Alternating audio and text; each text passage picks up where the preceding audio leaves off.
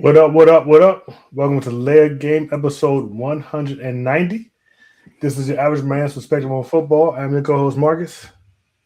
I'm the GOAT. The GOAT. I'm the greatest of all time. Really? Yeah, undisputed. Undisputed. Next up, we got Herman. Say what up, Herman. Hey. You are a hater. We're waiting on Brian to join. Mark would not make it tonight. So before we get started, I want to encourage everyone to like, share, and subscribe. Especially watching on YouTube. Encourage us on Facebook and our Facebook group, The Layer Game. We're on X, Live Game 3. On Instagram, excuse me. Instagram at the official Live Game. On TikTok at the Live Game 91. And you can also catch us on the Aboriginal Sports Network. We broadcast over there at the same time we broadcast over here. When you're done checking us out, going over to Aboriginal Sports Network and check those guys out. They do a little bit of everything over there. They do football, baseball, basketball, MMA, WWE. They do it all over there. That's the Aboriginal Sports Network. I guess, Herman, you're hosting tonight. Do I have a choice? I guess not. Before we get started, we got to go ahead and pick this game. Oh, yeah. So, got the Rams traveling into Seattle to take on the Seahawks. Marcus, who you got? I am taking the Rams. My Super Bowl pick, by the way. It's looking real good right about now. Yeah, actually, it is looking pretty good, especially with the way the NFC looks. I'm going with you too. This should be a good game though, but I gotta go with the quarterback I trust the most, so I'm gonna go with the Rams too in this one. Mark is picking the Rams, and if Eddie Kane ever joins, I guess we'll find out who he's picking. So let's go ahead and start our news story. You can go ahead and jump into your news story, Marcus, and we'll. No, wait, never mind. Let's get Eddie Kane. I'm the one selling the records. You coming to see me? You're coming to see the Temptations. Ain't nobody coming to see you, Otis. Eddie Kane is a rock. Perfect timing, as usual. All right, what's your pick? Who's your pick? We just did our pick. Oh, give me the Rams.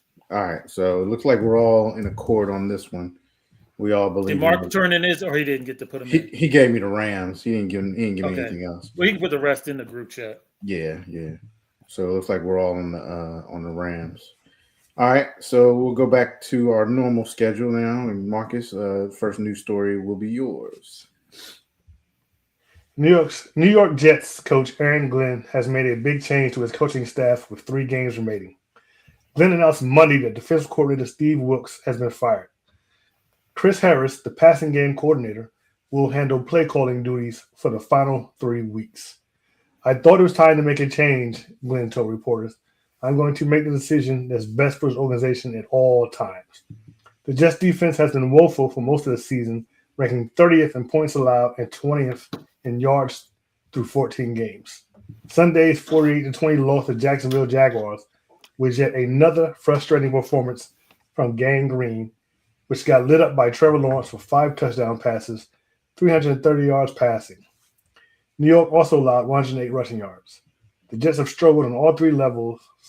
Glenn's D ranks 30th in QB pressure, 72, tied for 31st in sacks, 22, and has missed 95 tackles, 6 most, through 14 weeks. The Jets don't have a single interception. Wow. That's crazy. He's the defensive guy. Brian, your camera's way too high, sir. Your camera's like way too high. Sorry. Yeah. I'm sorry. I was trying to read something. Sorry. My bad. He's the defensive guy. So, you firing people on the defense when it's your defense, buddy. Well, but I don't think. I think he was trying to be more of like an overseer of the whole team, and not. I think he was letting him run the defense by himself. But it's still his defense though. And he won't go fire himself. Yeah, well, I'm just saying I probably wouldn't have fired my defense. Well, I maybe gotten involved a little bit more with the defensive coordinator. I guess I don't know. All right, I'll read the next news story, and this one's changed a little bit. Dolphins coach Mike McDaniel opened the door to a possible quarterback change on Tuesday, saying everything was on the table after Tua's performance on Monday night's loss to Pittsburgh. The Dolphins 6-8 were eliminated from playoff contention Monday with the 28-15 loss at Pittsburgh, in which Tagliavolt completed. I almost had it. Completed just 6 of 10 passes for 65 yards and an interception through 3 quarters. When asked after the game whether he was considering a quarterback change, McDaniel said he didn't want to make a rash or short-sighted decision. His tone changed on Tuesday.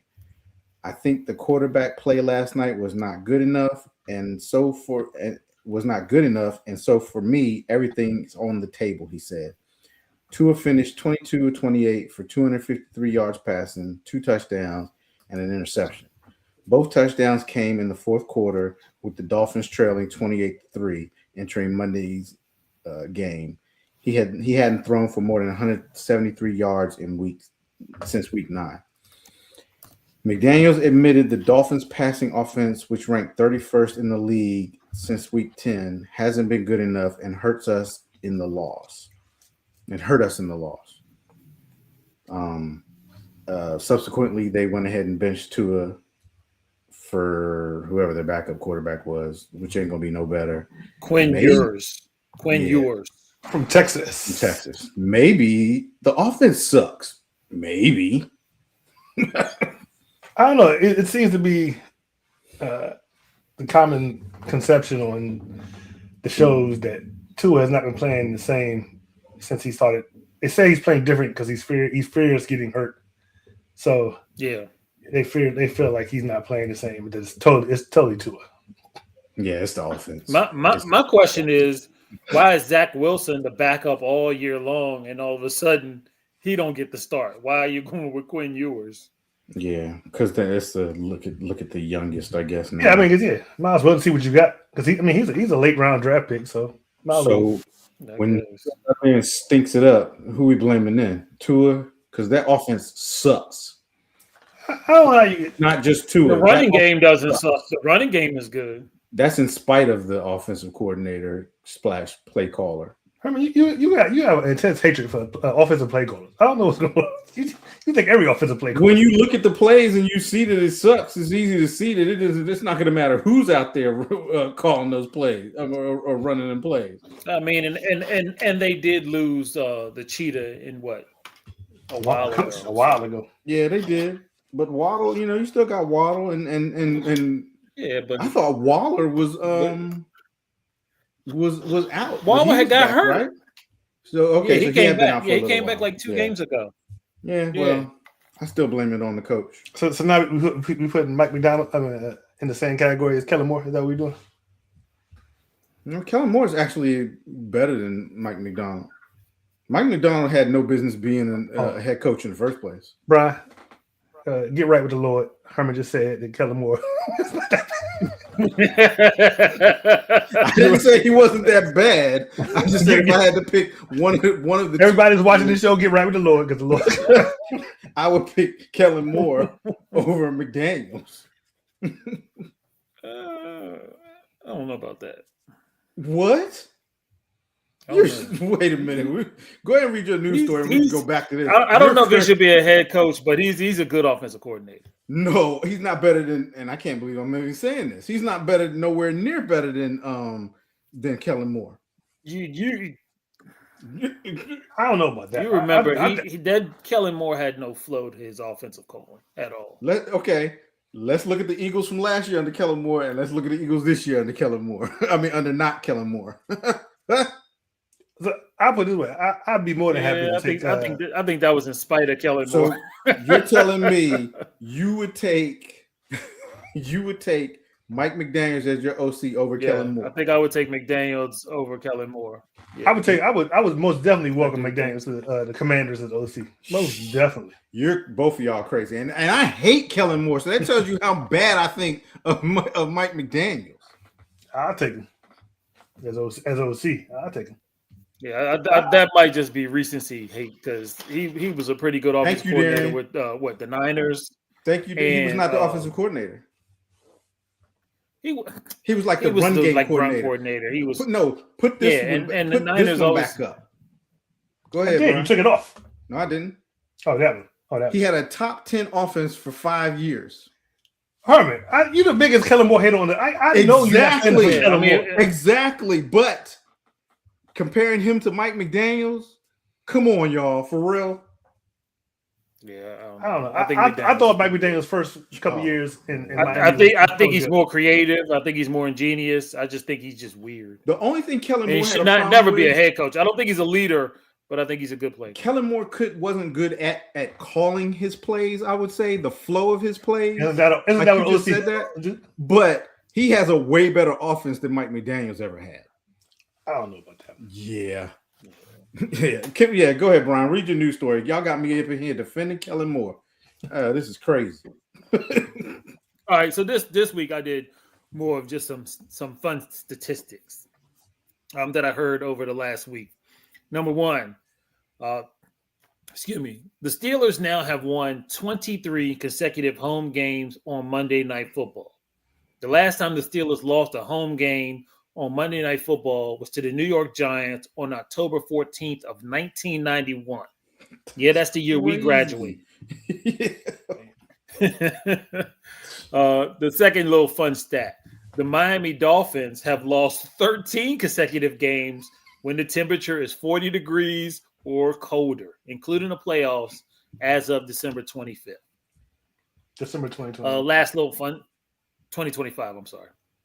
Last fun stat is the Cleveland Browns defensive end Myles Garrett is extremely close to the NFL single sack record. Strahan and TJ Watt have it at 22 and a half sacks.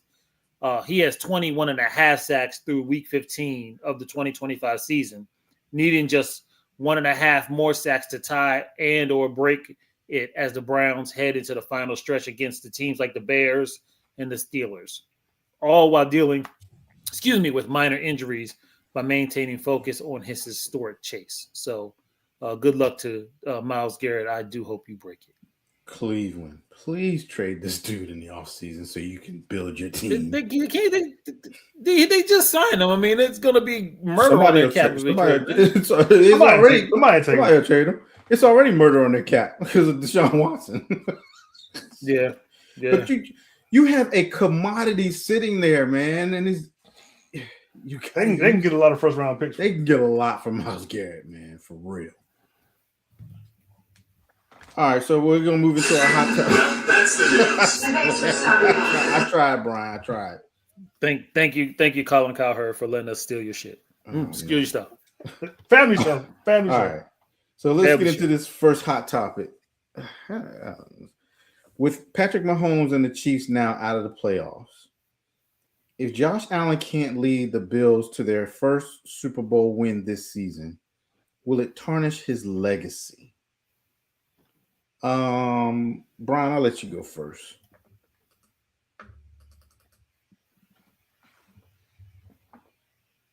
What'd you say? I said I'll let you go first. Are you paying attention, sir? Oh, okay. All I heard was go first. That's all I heard. And then Marcus didn't say nothing, so I'm like, damn, baby. Tarnish his legacy. I don't know. I mean, does Josh really have a legacy right now? I mean, you took it right. Has he really won anything? I mean, he's a great quarterback, but all of his wins and everything are really in the regular season. I mean, his legacy as a playoff quarterback or a championship quarterback are still in question. So I don't know if it'll tarnish his legacy. I think it'll be very disappointing if they don't get to the Super Bowl right now with the competition that he has ahead of him. I think that the way that he's playing this year, he has a strong chance to he's just been dominant, to be honest with you. The Bills are not that good offensively. He makes them that good offensively. Go ahead. Who what you going to try to say? The running back? No. I agree. I see where you went with it. I agree with what you said. Yeah, so I mean, you put anybody else on that squad, and they're not making the playoffs. They're like the Dolphins. So I don't know if it would definitely. I'm telling you, name the tight ends because they keep getting hurt all the time. So name the tight ends. I don't know if you can say the Bills are like the Dolphins. Kincaid is one, but he's probably hurt. Kincaid, but he's probably hurt. I think. Yeah, he's one, right? But he's probably hurt. You know, I mean, they're not a dynamic offense without him. He's the trigger. Yeah, he's He right. makes the big runs. If you take Josh off, they are the Dolphins. They're definitely.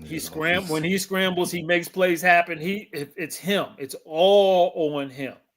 So, and that's I don't think it'll tarnish it, but. Go ahead, Mark. But then that's his legacy, right? If it's all on him, that's his legacy. Then he. Well, go ahead, Marcus. Is this going to tarnish his legacy? Here's why I posed this question, because I'm surprised you guys are saying this, but everybody in the football media seems to love Josh Allen. I think it's the greatest coming since sliced bread. But a lot of people will say that he stole Lamar Ravens MVP last season. He shouldn't have got it. They gave it to him out of Lamar because Lamar had already got it, and Lamar stole Dax. I mean, if we're gonna talk, we're not talking about that. We're not talking about that. Well, I'm saying he stole Lamar's. So, as much as and I think Josh Allen is a great quarterback. A lot of people are saying right now at this very moment he's the best quarterback in the NFL, even above Patrick Mahomes, because Patrick Mahomes has been sliding. His statistics have been sliding the last couple of years. So a lot of people will say, not me, but a lot of people will say that Josh Allen is the greatest quarterback in the NFL right now.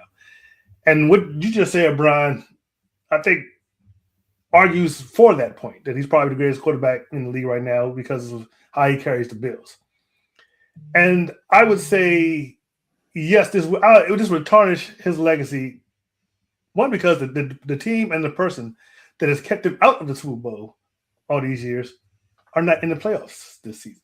I mean, we all remember that one couple years ago when they lost in Kansas City and Stephon Diggs was standing. They had a picture of Stephon Diggs standing on the sideline as the Chiefs are celebrating. Well, that's gone. That's not going to happen this year.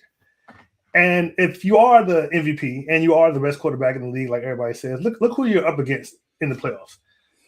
Drake May, who is a second-year quarterback, no playoff experience. Bo Nix, second-year quarterback, no playoff experience. And aging, not what he used to be, Aaron Rodgers. Who else? Trevor Lawrence. They're not considered to be the same on the same level. Justin Herbert, not considered to be on the same level as Josh Allen. So look who's left. You have no excuse. He's the only one really with playoff experience. Yeah, no, really playoff experience. Aaron Rodgers. Well, I said an aging Aaron Rodgers. I know, but I'm just saying he has more experience. Go ahead. And so with your arch nemesis gone, and Mahomes and the Chiefs, there's really no excuse. If the time is now, ain't that what John Cena says? The time is now. You got a bunch of people who no one considers to be on your level as the remaining quarterbacks. Your nemesis is out. You should be able to get a Super Bowl win. So yeah, I think it will. Just real quick, Herman. You see that college education you got there, right? Yeah. You read that statement? Yeah. Accolades. Boy, that's that college education right there, boy. Well, he's 100% right though. And so yeah, I think it will tarnish his legacy. To me, if you want to win the Super Bowl, this is the year for the Bills to finally get the Super Bowl win. When Mahomes comes back, I don't think the Chiefs will be the same Chiefs, but that might only be a year or two before they get back on track. So now is the time. You got to, like I said, aging quarterback and a bunch of non-experienced quarterbacks left in the playoffs. So, and Lamar might not make it. So you got the Chiefs and you got the Chiefs completely out, and there's a good chance Lamar and the Ravens won't make it. So, well, he beat Lamar in the playoffs, didn't he? Yeah, but I mean that's considered your best opponent. So with those two out, yeah, I would say now is the time, and it will tarnish. At least in my mind, it will tarnish legacy if he can't pull it off this season. So I'm more inclined with Brian. If he doesn't make it this season, it's right on par with what his legacy is right now, which is he's a great quarterback in the regular season, but it just doesn't work for him in the playoffs or in the Super Bowl. And we gotta stop this. It's the quarterback. It's all on the quarterback. Josh Allen might go out and have the greatest game ever in their first week of the playoff game, but lose because the defense can't stop nobody. Does that tarnish his in that playoff game? Right. Does that 15 tarnish seconds or something, or 12 seconds? Yeah. So are we Defense tarnishing couldn't his stop. legacy if he doesn't throw any picks, doesn't turn the ball over, puts up 300-something yards passing, 4 touchdowns, but your defense can't stop nobody, and the opposing quarterback threw 5 touchdowns? I can't say, well, that tarnishes your legacy. That we got to stop putting all of this on the quarterbacks, man. And Is the quarterback in the most important position in NFL football? yeah, only because he touches the ball every down and or every snap or whatever. And you do have to have that franchise quarterback. But the thing is that when it gets into the playoff times and when you get to these crunch games, sometimes when your quarterback is sitting on the sideline and you need to stop the other team from getting that first down and you don't do it, I'm not blaming the quarterback.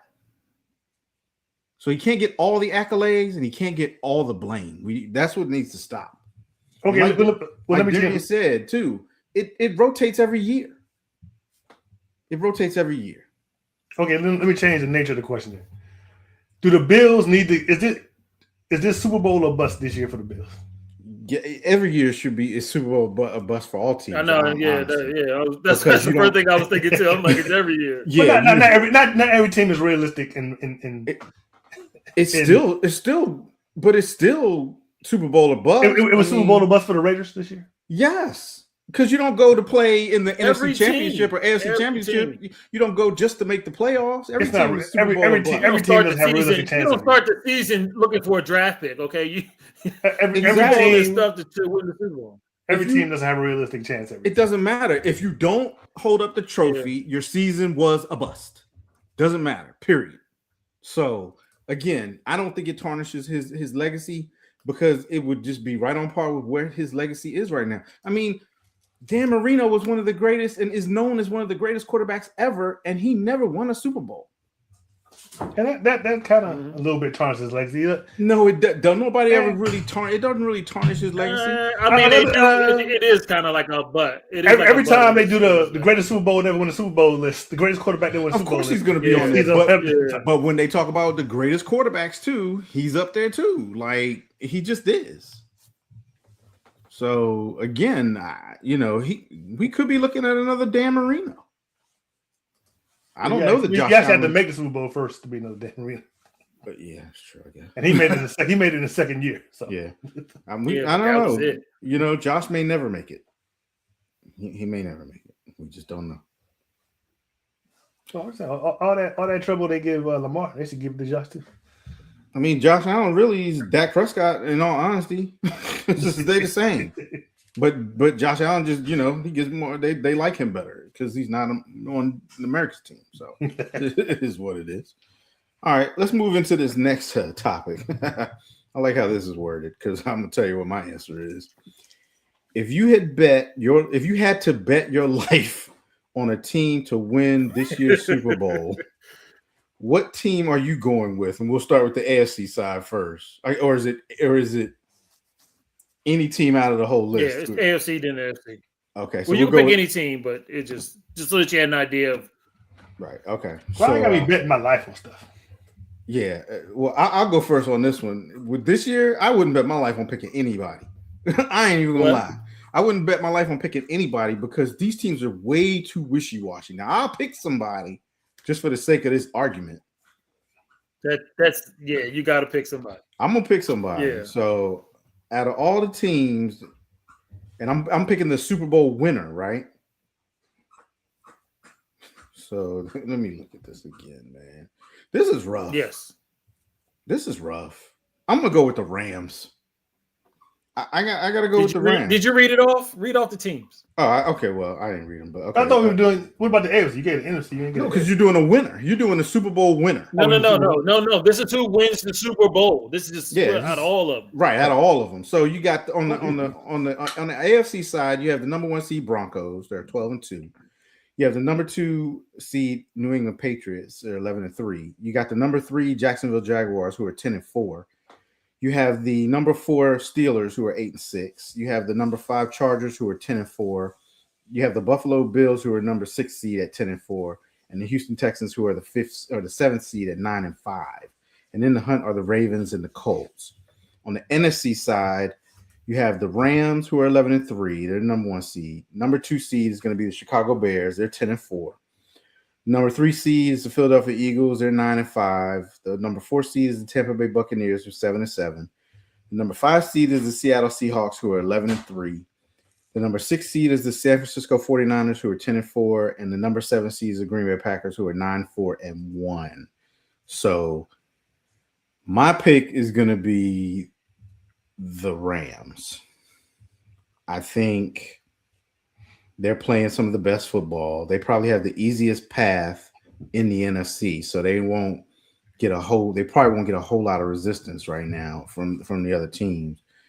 And I don't know, man. I feel like they've probably been the most consistent with their offense. Like I'm always going to be impressed with it, with that higher powered offense and their coach. So I'm going with the Rams. Marcus, who are you picking in this one? Oh, this is easy because I'm gonna go with my Super Bowl pick from the beginning of the year. I'm gonna go with the Rams. For every reason Herman just said, right now the number 1 seed. They probably have the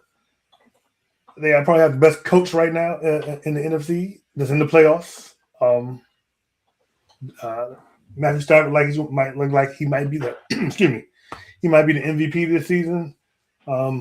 They got arguably one of the best wide receivers in the league, and another good one with what's his name, Devontae. What's the guy's name? What's the other receiver besides Nakua? Devontae Adams. Adams, yeah. But he did just get hurt though. But I think he'll be back. He's not playing tonight, but No. Yeah. They have a decent defense, decent running game. And so they were my Super Bowl pick at the beginning of the season, and I'm gonna stick with them until they show me a reason not to. And like my pick is going to be good. So so I'm definitely picking the Rams. That's an easy pick for me. And Brian. But for the record, if I had to bet my life, I'm not betting at all. Okay. Yeah, that's what I said. That's why I'm not betting my life at all on these teams. Y'all make it so much unfun by saying these things. We all be dead. All right, so since we're just picking now and nobody's gonna die, I'm gonna go with the 49ers. What? And my main reason for going with the 49ers is the 49ers have that magical elixir against those Rams that y'all are picking. Sean McVay has a difficult time against the Niners every time they play. And if the Niners make it to the championship game, I think they have that allure or mystique over top of the Rams that they will take them down. You remember before when the Rams was playing and they should have lost to the Niners if this one guy caught an interception, but he didn't, so it doesn't matter. But I think the Niners are that team. I think that they have the ability. They're not great at anything, but they're good at everything. They're well coached. They're smart. They got a great running game. They have McCaffrey, who's been playing throughout the whole season without being injured. So if it gets down to the nuts and bolts, I'm gonna go with the 49ers. Oh, who scored that? Pick, but Seahawks just scored too. They're so hurt. And No, but who? Oh, it was Charbonnet. Who caught it? Charbonnet. It was a run. It was a run. Okay. Yeah, I mean that's an interesting pick. The 49ers just, I don't know. I feel like they're too hurt, and Purdy is not. I'm not scared of Purdy. I'm just not. I'll shut down McCaffrey and dare Purdy to beat me. That would be my approach. Like for real, I would stack the box and be like, all right, Purdy, you're gonna have to beat me today. And then their wide receivers. I mean, Percival and it was Jenkins. No, Juwan Jenkins. Juwan. Whatever. Jennings. I'm sorry. Okay. Yeah. I'm not scared of them. I'm just not. What about tight end? What about the tight end? Yeah, he would probably scare me a little bit, but he'd have to be the one to I'd probably take him away too. I figure out a way to take him away too, make him throw to the receivers. So yeah, I mean, it's an interesting pick. If their defense wasn't so banged up, even though their defense is still playing good, I could maybe get on board with that. All right, so those are our hot topics for the week. Let's go ahead and get into these games that we picked last week. So we're going to start off with the first game. We had the Falcons going into Tampa Bay to take on the Bucks, and the Falcons actually pulled out the upset. Good old Kirk. Remember how bad we talked about Kirk Cousins last week? No, how before this bad game, Marcus before the talked pick? about him. Not me. I talked about him bad Well, too. both of y'all I talked about him bad if too. y'all remember, what did I say when I picked them? When I picked Tampa, but what did I say? I said, man, I have a feeling the Falcons gonna mess around and win this game. And they sure enough did.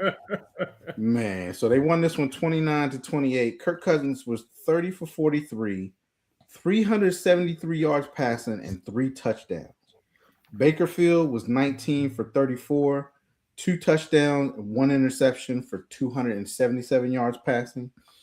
On the run game, Bijan Robinson, 19 carries for 93 yards and 1 touchdown. Irvin, 16 carries for 60 yards. Leading receiver for the Falcons, they done finally woke this dude up, at least for one game. Kyle Pitts Sr., 11 receptions, 166 yards passing, and 3 touchdowns. Oh, welcome to the NFL, Kyle Pitts, like Right. 6 years later.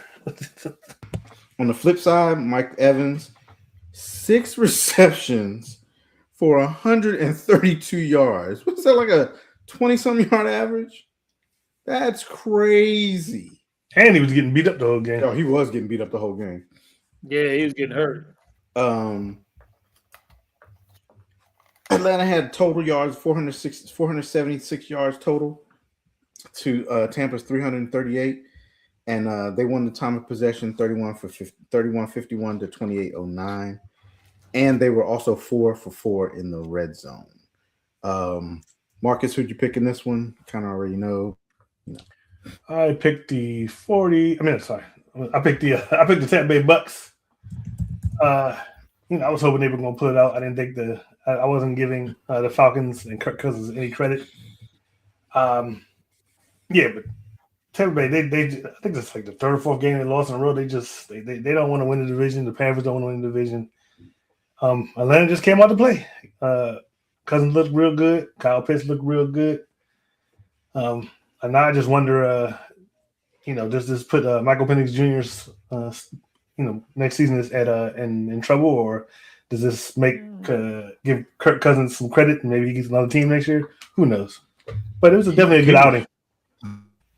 He'll probably go to the Ravens. He'll probably end up in the Raiders if Atlanta cuts him. But Atlanta may not cut Kirk Cousins because Penix He's a good insurance policy. Yeah, he's a big time insurance policy at this point. Yeah, but I picked the Bucks and I was on this one. I picked the Bucks. I should have followed my gut and picked Atlanta, but I didn't want to risk that lone wolf. It's funny. It's crazy because Atlanta's still actually in the playoff race for that division too. Which is wild. Which is wild. They're 5-9, but nobody, not eliminated yet. It's going to be interesting. It seems like every game Tampa goes out, man, they get beat up. Yeah. Like physically, they're just getting beat up. Evans came back, he's getting beat up. I mean, it's crazy. But it was a good game. Kirk Cousins stepped up, showed out on prime time for a change, and I got this one wrong. Brian? Oh, Mark had Tampa also. Yeah, we all went this one wrong. And the biggest stat that got to me how the Falcons still won is they had 19 penalties for 125 yards. That's a lot. But the way they overcame it was, like you said, Herman, they were 4 for 4 in the red zone. They rushed for 111 yards, and they threw for 365 yards. And the biggest stat was the time of possession. So, and the coach was super happy about this win. Yeah, he was. I saw that. All right, moving into the next game, we had the Buffalo Bills traveling into New England to take on the New England Patriots. Buffalo won this one 35-31. Josh Allen was 19 for 28, 193 yards and 3 touchdowns. On the flip side, Drake May, 14 for 23, 155 yards and 1 interception. James Cook, 22 carries, 107 yards and 2 touchdowns. And Henderson, 14 carries, 148 yards and 2 touchdowns for the Patriots. Leading receiver was Shakur, 5 receptions for 65 yards. And for the Patriots, it was Hollins, 4 receptions for 41 yards. Buffalo had total yards was 349 yards this game, while the Patriots total yards was 385. Each team, the Bills were 5 for 6 in the red zone, and the Patriots were 2 for 3 in the red zone. And the Patriots also had a turnover, and there was a big time of possession difference. Bills won the time of possession 35 minutes 21 seconds to 24 minutes 39 seconds. Mark had the Patriots in this one. He was obviously wrong. I had the Patriots in this one. Good back and forth game. I was obviously wrong. Marcus, who do you have in this one? Yeah, I had the Patriots. I don't know. Buffalo came to show out. They scored 5 possessions in a row. And that'll do it. That will do it. New England's defense has really fallen off of late. They're gonna need to get it together to get these playoffs. But yeah, I picked the Patriots, and Josh Allen proved me wrong. And Brian, who'd you have? Brian, who'd you have? Wake up, Brian. Brian. I know who I had. I'm waiting for my music. I'm not gonna wear the hat, but I want my music. What was that? Who you had? You big dummy. No, he got it right. No, not that one. You need to have a hat if you're gonna play music. Right. I'm not gonna wear the hat because I can't find that's enough. All right. So this game really should not have been that way. I should have been wearing the dunce hat. The New England Patriots let this game get away because they sat on their laurels the third and fourth quarter. They scored like 24 points in the first half and 7 in the second half. And that was a big run, which got that score in. But they tried to sit on their laurels and play soft defense and think they were just going to salt this game away. But they didn't know that Josh Allen puts on that cape at halftime and goes down the field and scores touchdowns like Marcus said. So this was more of the Patriots not keeping their foot on the pedal and just trying to salt the game away when they should have just kept trying to score and kept playing the say they should like they did in the first half. So good job for the Bills, bad job for the Patriots. You know why? It's because they don't trust their QB. When you don't trust your QB, that's what you do. You'll sit on the lead and you won't try to score. Yeah. You don't trust them. Yeah. I mean, I think they felt like they dominated so much in the first half that they felt like they got complacent. I don't know if it's a matter of they didn't trust the quarterback. I think they just got complacent. But you can't do against no, they didn't trust the quarterback. Drake May threw 23 times for 155 yards. He didn't even throw no touchdowns. And I don't know if he threw the pick in the first half or the second half, but they didn't trust the quarterback. That's what that boils down to. All right, moving on to the next game. We had the Indianapolis Colts traveling into Seattle to take on the Seahawks. Seahawks won this one 18-6. That is a weird score. It's really weird when you say who the starting quarterback was for the Colts. Yeah. Go ahead. Sam Darnold was 22 for 36, 271 yards passing. And for the Colts, Phillip Rivers, yes, I said Phillip Rivers, not Phillip Rivers Jr. 18 for 27, 120 yards passing, 1 touchdown, 1 interception. Leading rusher for Seattle was Charbonnet, 8 carries for 31 yards. Leading rusher for the Colts was Taylor, 25 carries for 87 yards. Leading receiver was that dude, JSN, 7 receptions, 113 yards. And the leading receiver for the Colts was Abdullah, 5 receptions for 32 yards. Seattle had 314 yard total yards in offense, and the Colts had 220 total yards. Colts also had 1 turnover. Time of possession, Colts actually won the time of possession 31 minutes, 5 seconds to 28 minutes, 55 seconds. Marcus, who'd you have in this one? I picked you picked. We all picked the same. Okay, yeah, I picked the Seahawks.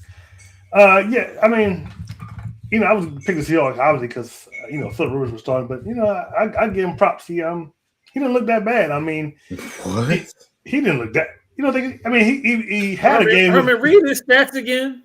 He had a game-winning drive until 18 of 27 18 for of 120 27 yards. for 120 yards. I mean, well, those are Jalen Hurts numbers. So I mean, you acting like he was. You acting like they weren't in position to win the game. He led a game-winning drive until it wasn't a game-winning drive anymore.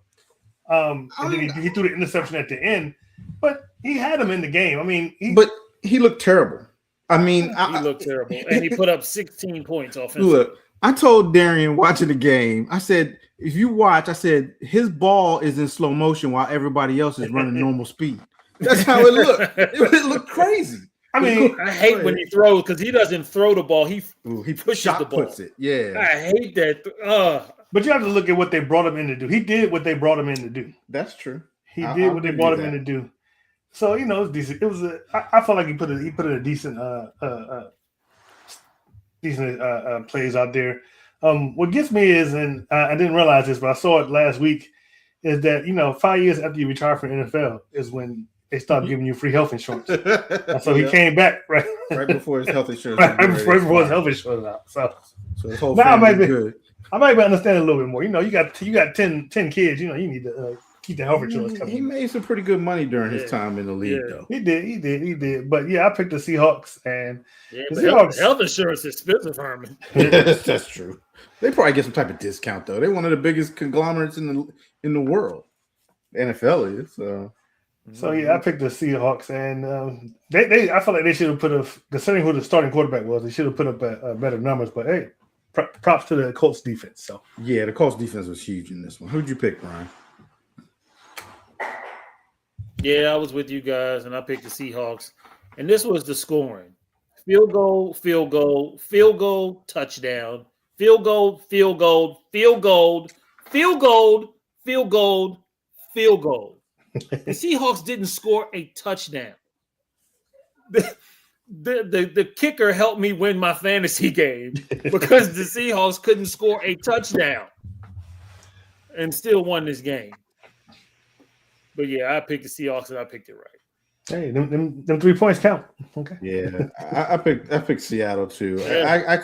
I couldn't see any way, and like you said, he didn't lose them the game, but there was no way I felt like they could win this game with Philip Rivers. And like you said, the disappointment was Seattle's offense.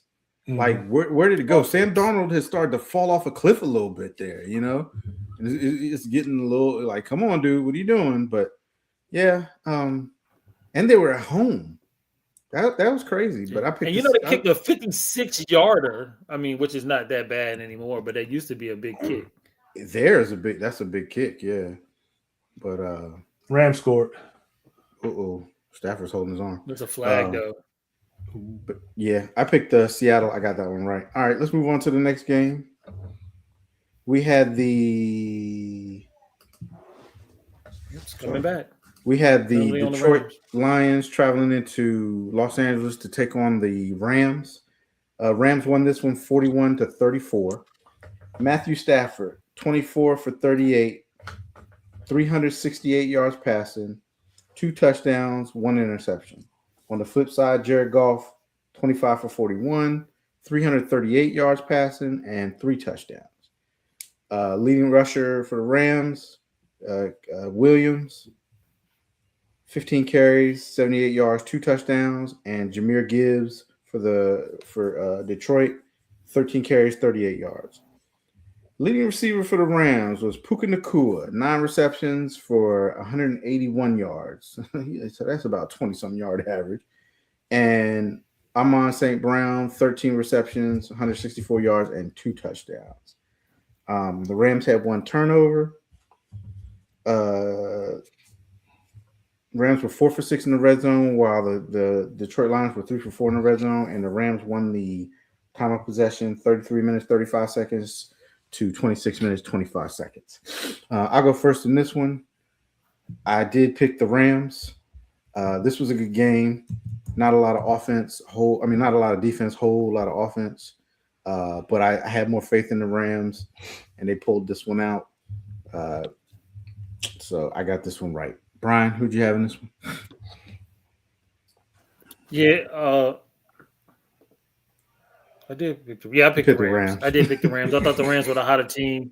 Yeah, and they did show it. The Detroit did very well. Detroit did very well. I mean, this game really could have went either way, but like Herman said, 519 total yards on offense means that the Lions defense was non-existent, and they basically did what they wanted. And then, like Herman said again, with the time of possession, and then being 3 for 3 on fourth downs, it's difficult to win those type of games. So I picked the Rams, and I picked it right.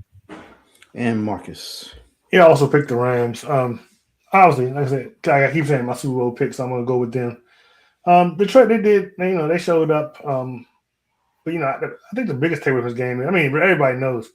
I think Amon-Ra St. Brown and Nakua don't get as much credit as they deserve. It was definitely two of the best wide receivers in the league. And Puka, he's tough. He was getting beat up in this game, and he was putting it in there. So, I think they get their dues. I don't know. Yeah, I think they do too. Yeah. You think so? Yeah, I think they get their dues. Well, who else do you think that they talk about more? Jefferson, Cincinnati's, what's his name? They haven't really been talking about Jefferson this much this year. Yeah, that's true. Chase, but I think they chase, but they do. They talk. I think they talk I think they about get them. their due. I tell you, who's not getting his due is JSN. Yeah, that's definitely That dude, He's that's leading definitely the a league. man. Yeah, that's definitely a fact. Yeah. All right, let's move on to the next game. We had the Minnesota Vikings traveling into Dallas to take on the Dallas Cowboys. The Vikings won this one 34-26. JJ McCarthy was 15 for 24, 2 touchdowns, 1 interception for 250 yards passing. Dak Prescott was 23 for 38, 294 yards passing. Leading rusher for the Vikings was Aaron Jones Sr., 12 carries for 34 yards. And leading rusher for the Cowboys was Javonte Williams, 15 carries for 15 carries, 91 yards, and 1 touchdown. Leading receiver was TJ Hawkinson for the Vikings, 4 receptions for 66 yards. And CeeDee Lamb was the leading receiver for the Cowboys, 6 receptions on 111 yards. Dallas had more total yards in this one, 423 to 327. Dallas also won the time of possession, 32 minutes, 36 seconds, 27 minutes, 24 seconds. But Dallas was 2-5 in the red zone, and the Vikings were 3-4 in the red zone. Dallas was also penalized 7 times for 58 yards compared to 3 times for 17 yards for the Vikings. Marcus, I'll let you go first. Who'd you have in this one? Yeah, I picked the Cowboys. I thought they could be able to pull it out. Up until this game, I was saying that the Cowboys probably going to make the playoffs over the Eagles, but that's going to happen. Yeah. I tell you, if JJ McCarthy could play the Commanders and the Cowboys every week, he'd be MVP.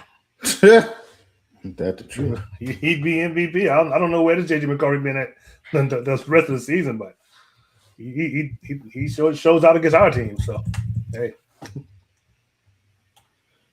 Yeah, I picked the Cowboys too. They definitely needed to win. They should have won, but they have the most incompetent defensive coordinator in the NFL right now. Yeah, he still got a job, and Steve Wilkes is fired. Yet he still has a job, and Steve Wilkes has been fired. I mean, make it make sense. I'm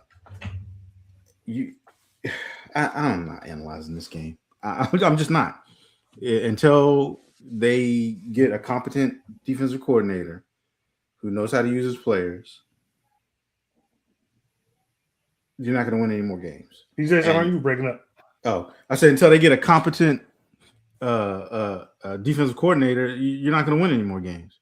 The offensive line struggled against those exotic blitzes they did for most of the game, but Dak was able to at least he kept them in the game. The offense kept us in the game, but ultimately it came down to the defense making some stops, which they just don't make when you call them stupid defensive plays. So I picked the Cowboys, and I got this one wrong, Brian. Yeah, we were all in there.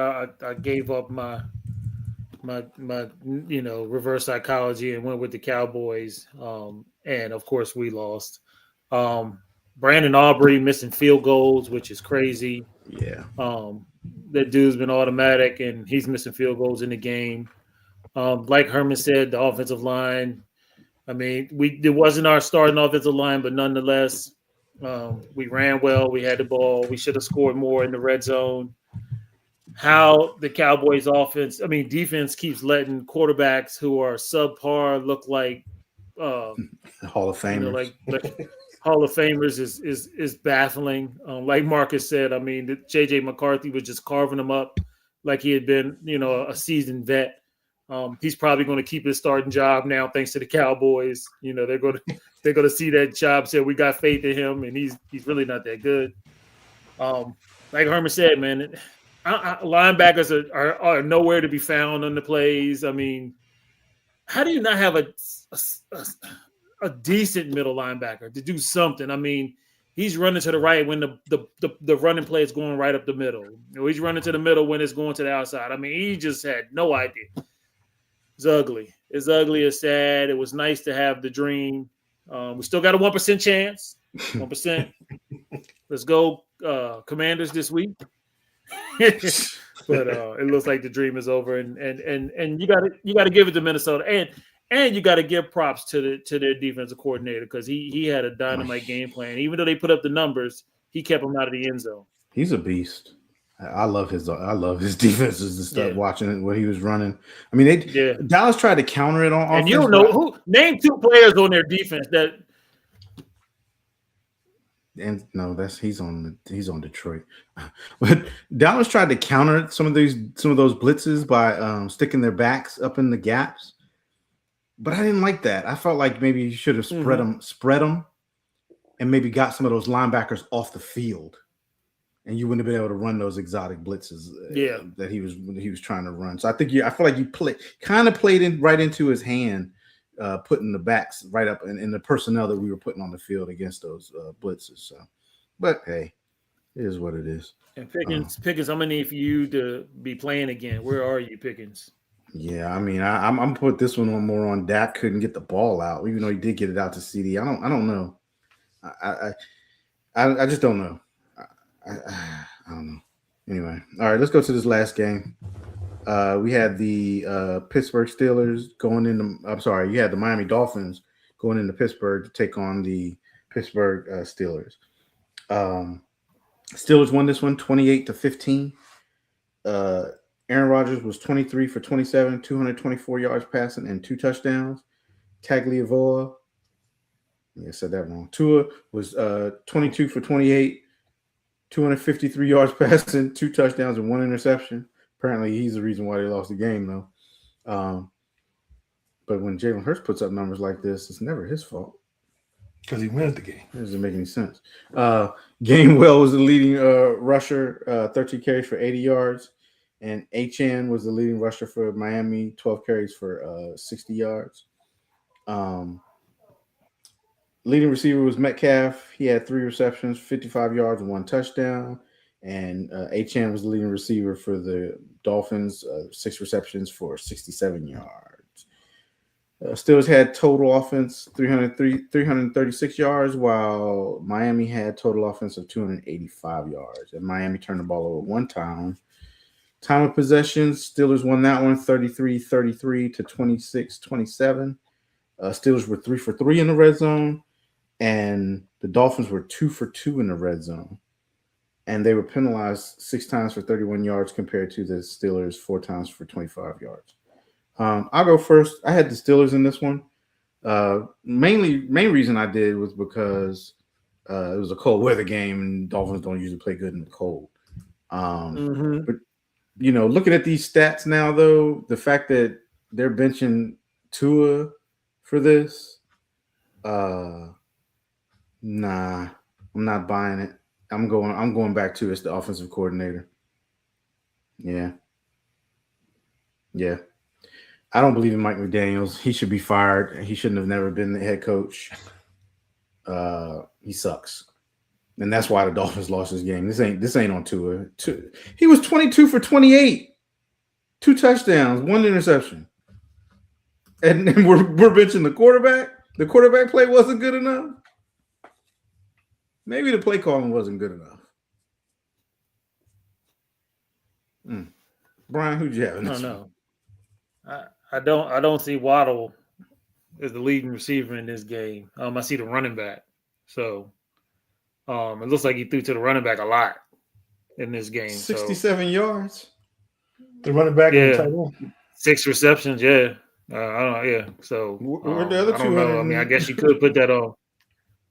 I mean, is that play calling or is that Tua just dunking the ball down and not trying to throw the ball or not trying to let the play develop?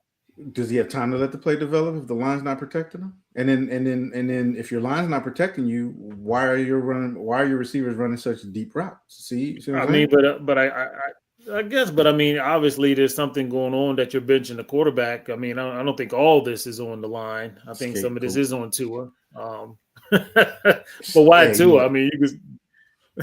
My quarterback has 6 incompletions in a game. I don't know how you blame that on the quarterback. You got to look at the. Herman, you can dink and dunk all day. Yeah, you can dink and dunk all day. And have a good completion record, but you ain't gonna get no wins. Yeah, but if you're dinking and dunking, I don't think you're gonna put up 253 yards passing. I don't think. I don't know. But the thing really on this game, and I can't find the stats now, but Kenneth Gainwell went off on this team. He did. He was everywhere. He only had 80 yards rushing, but I know he had a bunch of yards receiving too. He did. I mean, every time you turn around, Rodgers was dunking it off to Gainwell, and Gainwell was picking up 10, 15, 20 yards. So Gainwell was the reason why the Steelers won this game, but I did pick the Steelers, and I picked this one right. And Marcus, Mike McDaniel's apologist. First of all, who said I'm a Mike McDaniel's apologist? I said I want him as an OC. I ain't saying I want him as a coach. You have become one. Okay. I picked Pittsburgh, and little did I know in watching this game, this would be the game that ended Tua's career, probably.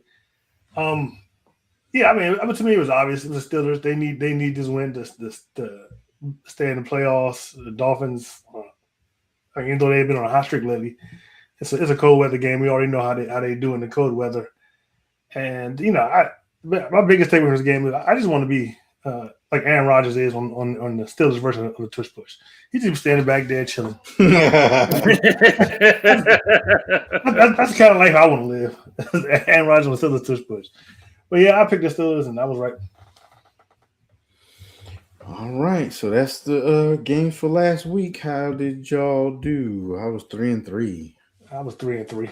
4-2. All right. Let's move on into this week's games. First game up.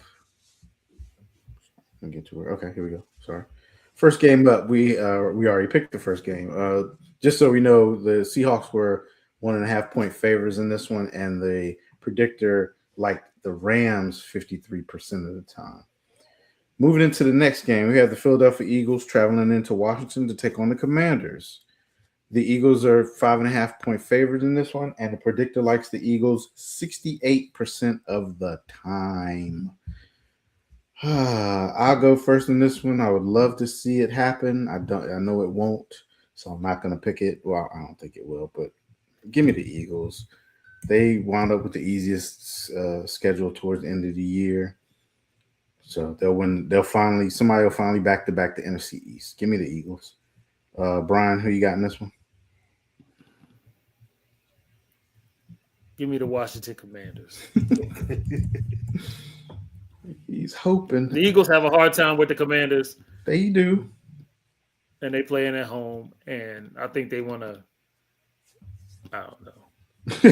I'll probably go to wear the hat next week, but give me the Commanders. Marcus, who you got in this Who did one? Mark pick? Oh, that's right. He didn't give us. So yeah, all right. I definitely think it's possible the Commanders can win this game, but I don't think they will. I'm going with the Eagles.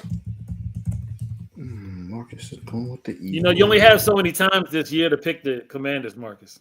Hey, I picked them a lot last year. They give me a reason to pick them. I pick them. Okay. All right, next game up, we got the 9-4-1 Packers traveling into Chicago to take on the 10-4 Bears. The Packers are 1.5 point favorites, and the predictor likes the Packers 59% of the time. Marcus, who you got? I am taking the Packers. I'm taking the Packers. Brian, who you got? The Bears. Really? I was high on the Packers earlier in the year. They had some downs, they had some ups. Looks like they might be back down again, but I think they are going to beat the Bears. I don't trust the Bears, so give me the Packers. All right, here we go. Next game up, we have the I don't want to win the division bowl. We got the 7-7 Buccaneers traveling into Carolina to take on the 7-7 Panthers. The Bucs are 3-point favorites in this one, and the predictor likes the Bucs 56% of the time. I will go first in this one. I'm going to go with the Bucs. I don't believe in the Packers. The Panthers. They play good off and on, but when it comes down to it, I got to go with Baker Field.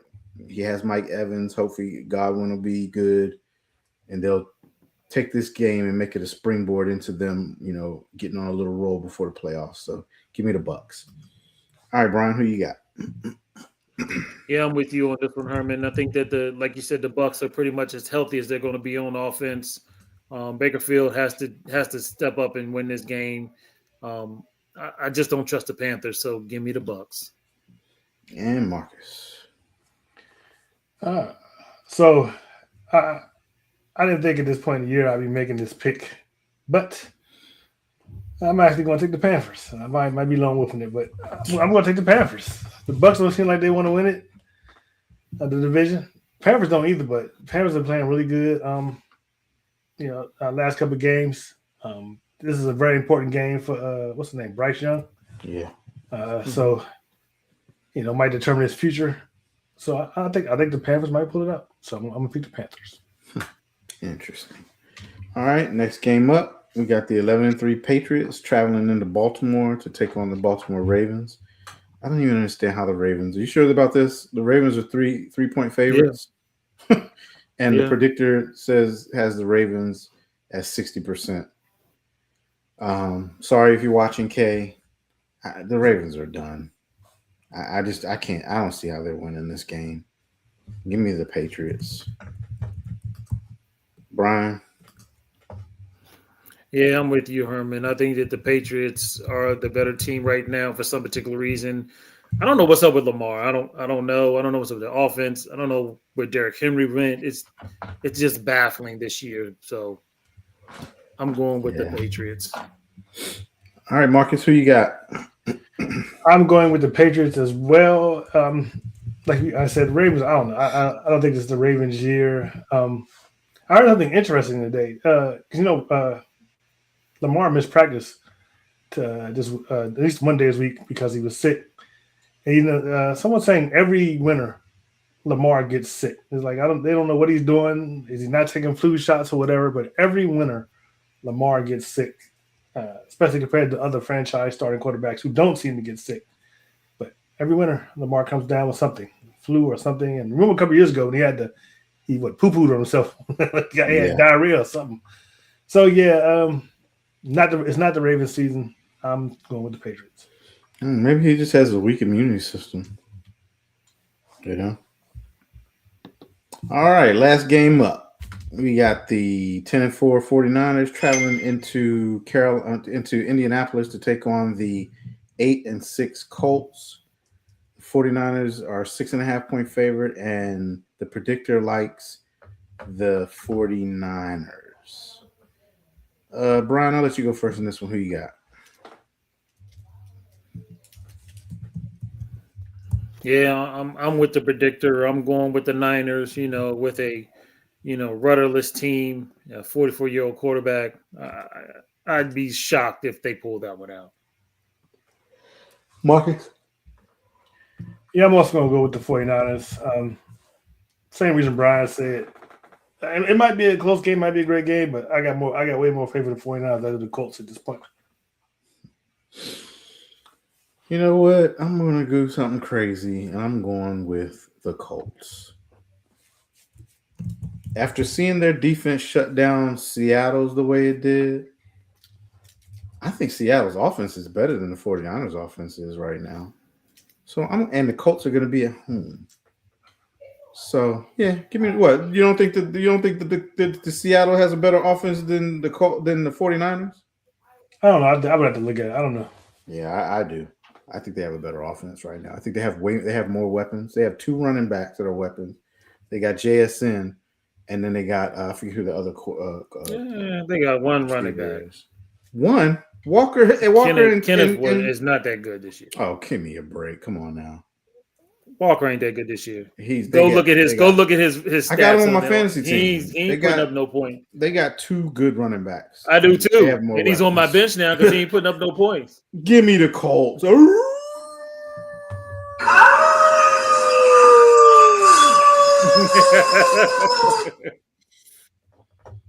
All righty. That concludes our picks for this week, and that brings us to the end of our show this week. That was him right there, running in the back of his own teammate. Ouch. Thanks for everybody. We appreciate everybody joining. We'll give you our final thoughts, and then we will get up out of here. Brian, you got a final thought for us this week? So y'all can watch the rest of the game. I do. And my final thought is that, with the recent benching of Tua, perhaps we owe Brian Flores an apology because he knew what Tua really was, and he got fired for it, and Tua talked smack, and look where he is now. I don't want that final thought. I don't really have one. Marcus is picking up what I'm putting down. Yeah, whatever. If you fired a GM, you should have fired the head coach. So that's my final thought. What GM got fired? Miami. For Miami. Now. What GM got fired? For the Miami Dolphins? Yeah. It's delayed. I think our response is delayed. Yeah. Oh. Yeah, it is. It is. I'm struggling on Wi-Fi tonight. Marcus, I'll throw to you for your final thought, and we'll get up out of here. My final thought is, Commanders might be looking for OC next season. You get fired, come on down, interview for us. We could use a new OC. McDaniels? Yeah. Yeah, I hope y'all do hire him. I ain't worried about that offense. Whatever. Trash. You'll see. Trash. Before we get out of here, I want to encourage everyone to like, share, and subscribe, especially if you're watching on YouTube. You can catch us on Facebook and our Facebook group, The Delay of Game. We're on X at Delay of Game 3. On Instagram at The Official Delay of Game. On TikTok at Delay of Game 91. And we're on the Aboriginal Sports Network. So be sure and go over and check those guys out once we finish here. We will see you next week. Same bat time, same bat channel. Peace. We out. Peace.